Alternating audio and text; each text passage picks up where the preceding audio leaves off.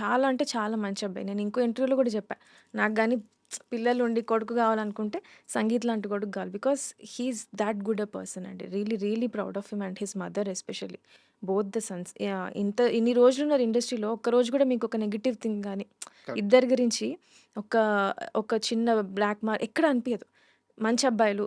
పైగా ఇద్దరు great performance అండి. They understand cinema very good. హ్మ్. వాళ్ళ పెర్ఫార్మన్స్‌లో గావచ్చు, పర్సనల్ లైఫ్‌లో గావచ్చు ఎక్కడో ఒక బ్లాక్ మార్క్ అనేది ఉండదు. అంత మంచి అబ్బాయిలిద్దరు. సంగీత్ ఇంత మంచి అబ్బాయి గదా!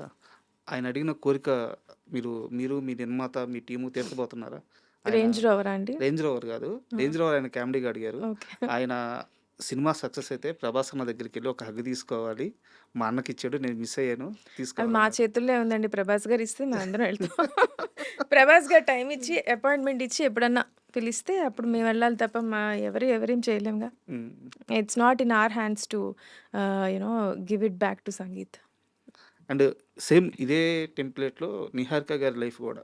అంటే నేను పర్సనల్స్‌కి వెళ్ళట్లేదు. బట్ ఆమె ఫేస్ చేసిన సందర్భాలు ఆమెకుండే ఇబ్బందులు ఆమెకున్నాయి. ఈవెన్ స్టార్ కిడ్ అయినప్పటికీ.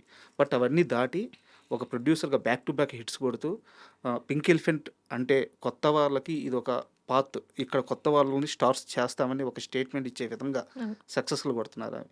సో, అంత పరిణితి ఒక స్టార్ కిడ్ అయ్యుండి వాళ్ళకి కావాల్సుంటే ఏవైనా చిటికెలో పని. బట్ ఇంతమందిని ఫాలో